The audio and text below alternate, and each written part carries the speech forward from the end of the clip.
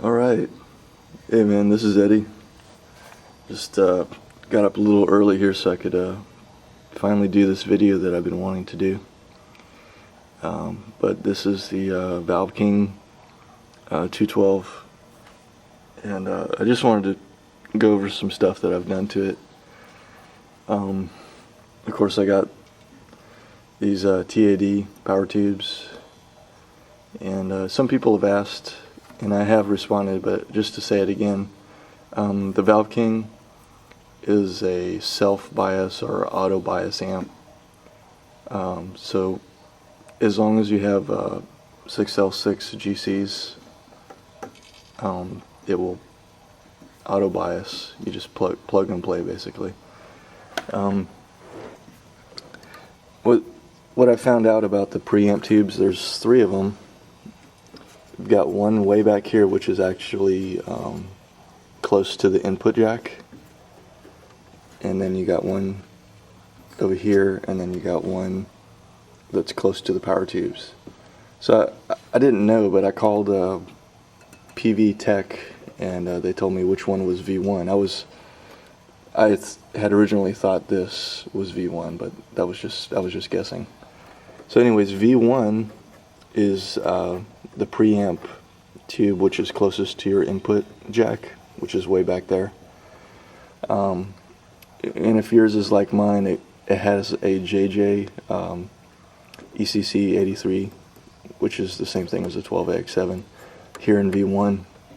And then in V2, and then V3, I guess you would call it, but which is actually, this is the phase inverter or phase splitter, if you want to call it. These two have Electro-Harmonix EH 12AX7s.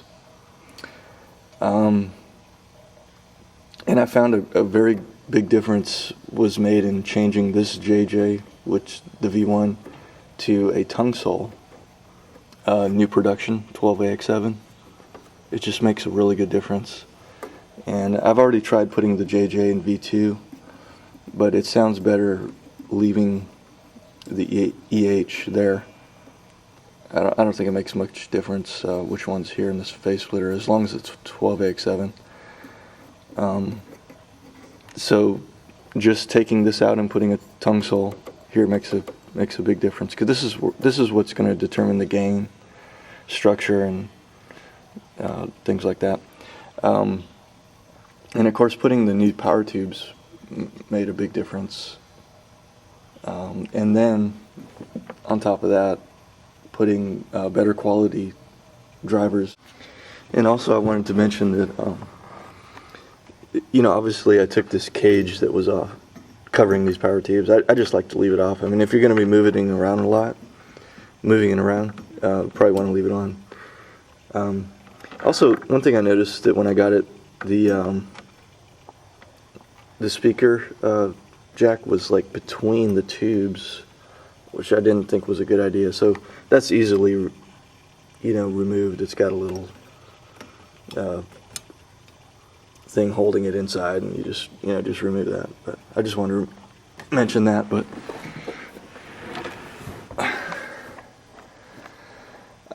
this is what I'm going to run it in, just straight into the amp. And this is another thing I do to make it sound better on top of the other things, and that's running an EQ through the effects loop here in the front. So what I'll do is I'll run my settings straight up at 12 o'clock and just adjust my EQ how I like it up here. And generally I like to drop the mids just a tiny bit, not too much, and a little, just like a small V almost. But it's fun to play around with. You can move them all over the place. And it helps boost the overall signal. It actually makes the amp sound a whole lot better, which I'll show in a little bit.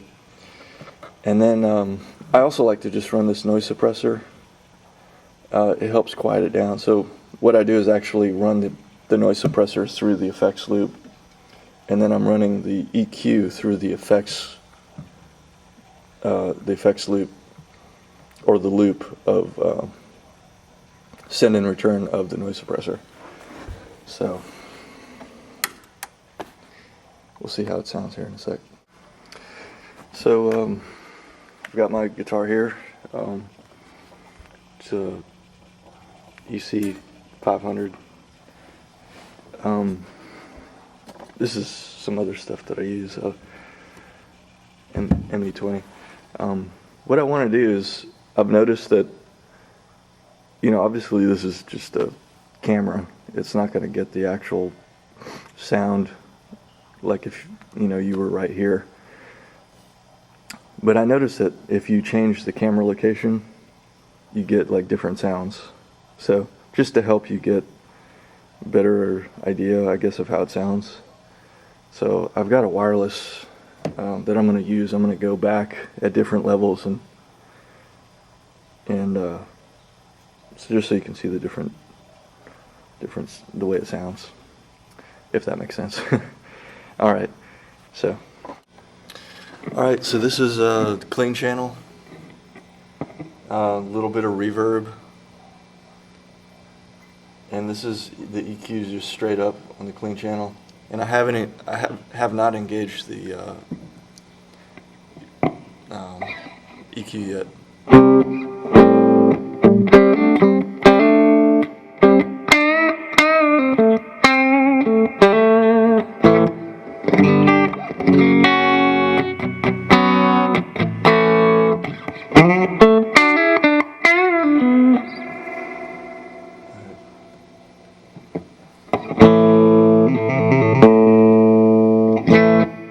I don't know if you can notice a difference in sound, but it does sound better with the EQ.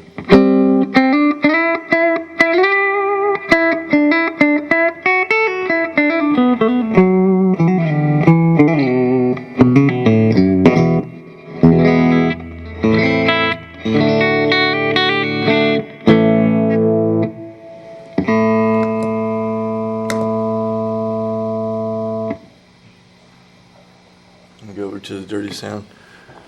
Other thing I picked up is the foot switch. It was like $30, but it's pretty cool.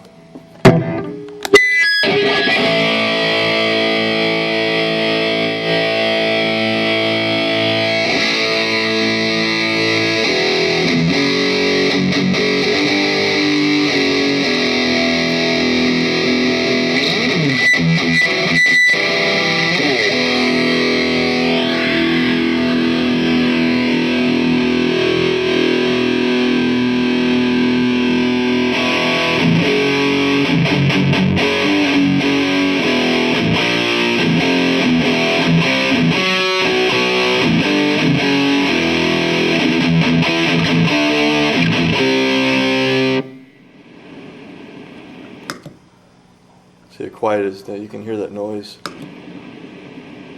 And put the noise suppressor. Just takes it all away.